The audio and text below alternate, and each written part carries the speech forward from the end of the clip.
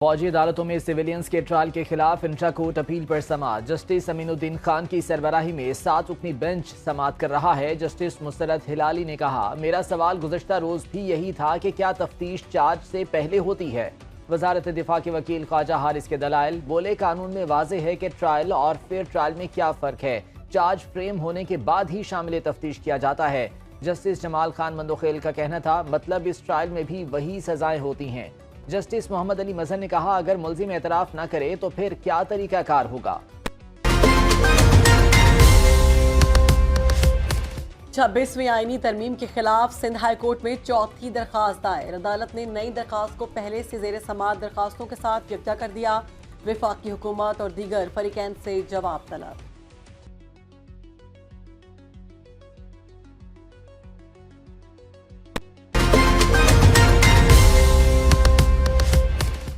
Sindh high court का traffic signals पर भीख मांगते ख्वाजा सराओं और फकीरों के खिलाफ कार्रवाई का हुक्म। अदालत ने रिमार्क्स दिए, बेकारी ख्वाजा सरा मर्द, खवातीन और बच्चे शहरियों को न सिर्फ परेशान करते हैं बल्कि हरासा भी करते हैं।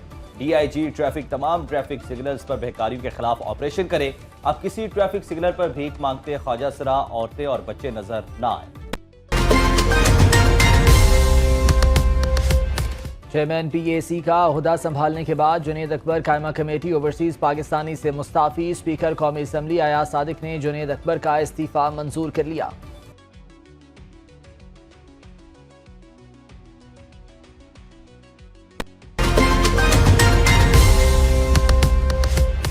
तहरीक इंसाफ 8 फरवरी को एहतजाज की जगह का तयन न कर सकी। फंड्स कमी के बायस पार्टी क़यादत ने मामले KP क़यादत पर छोड़ दिया।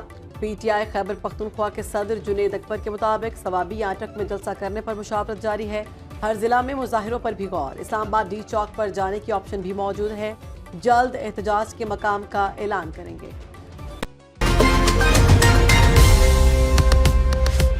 हुकूमत नहीं चाहती मुज़ाकरात हों और मसाइल का हल निकले। जुडिशल कमीशन बनाने के हमारे मुतालबे का जवाब नहीं मिला। हुकूमत संजीदा होती तो अपना जवाब देती।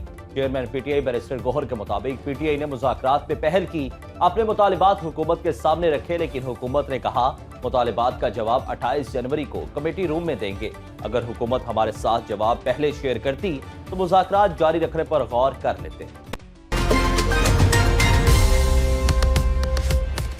हुकूमत और PTI के मुज़ाकरात में डेडलॉक। सेनेटर इरफान सिद्दीकी कहते हैं, कमेटी 31 जनवरी तक कायम रहेगी और इस दौरान अपोजिशन चाहे तो दोबारा मुज़ाकरात शुरू कर सकती है। स्पीकर कौमी असम्बली अयाज सादिक का कहना है, हुकूमत और अपोजिशन से मुज़ाकरात का रास्ता दोबारा इख्तियार करने की गुजारिश है। नायब वज़ीर आज़म इसहाक डार के मुताबिक PTI का रवैया मुनासिब नहीं। अगर वो गुज़श्ता रोज़ इजलास में आते तो हम अपना जवाब स्पीकर से शेयर करते।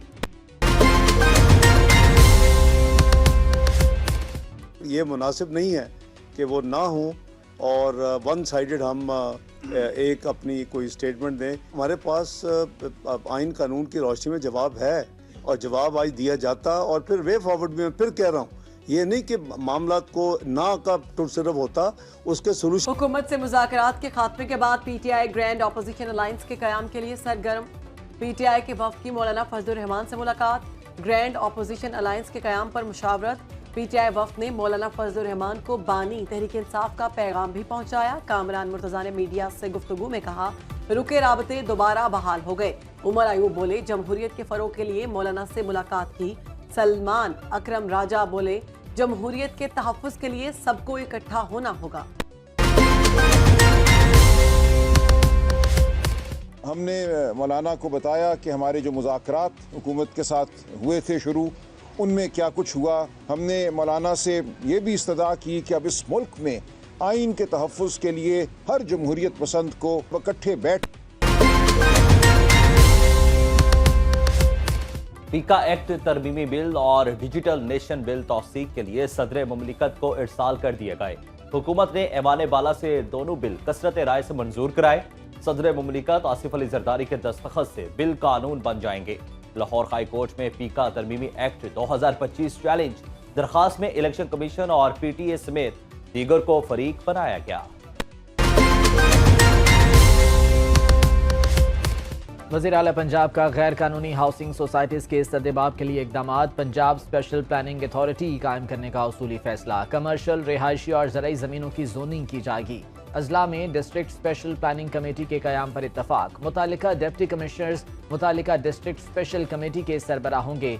वापडा, सुई गैस, वासा समेत सर्विसेज फराहम करने वाली दीगर इदारों के नुमाइंदे भी डिस्ट्रिक्ट स्पेशल कमेटी में शामिल होंगे। वज़ीर आला मरीम नवाज का कहना था, नाक़िस हिकमत अमली के बायस अर्बन एरियाज में बेहंगम गैर कानूनी हाउसिंग सोसाइटीज़ बन रही हैं। हुकूमत हमसे मशवरा किए बगैर फैसला करती है और नताइज हमें भुगतने पड़ते हैं। बिलावल भुट्टो के वफाकी हुकूमत पर लफ्जी वार बोले, ये कैसी हुकूमत है जो आइन को नहीं मानती। हम यही बात बानी पीटीआई से करते थे। वज़ीर आज़म और ब्यूरोक्रेट्स ढिठाई से कहते हैं लोड शेडिंग खत्म की। अंदरूनी सिंध में 12 से 14 घंटे लोड शेडिंग होती है। बिजली से मुतालिक विफाक से हमारा एतमाद ही खत्म हो चुका। थरकॉल से पहली बिजली फैसलाबाद को दी। सऊदी अरब में तेल है उतना सिंध के पास कोयला है। मुतालिबा है हमें बिजली दें और कम कीमत पर दें।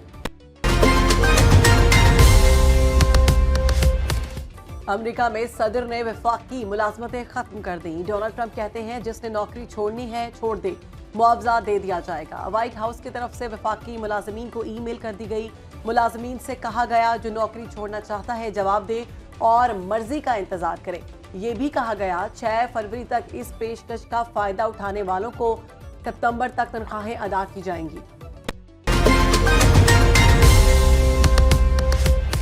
वज़ीर आज़म शहबाज शरीफ की चीन के नए साल की आमद पर चीनी क़यादत और अवाम को मुबारकबाद। वज़ीर आज़म कहते हैं पाक चीन दोस्ती कामयाबी की कहानी और इत्तेमाद की रोशनी का काम करती है।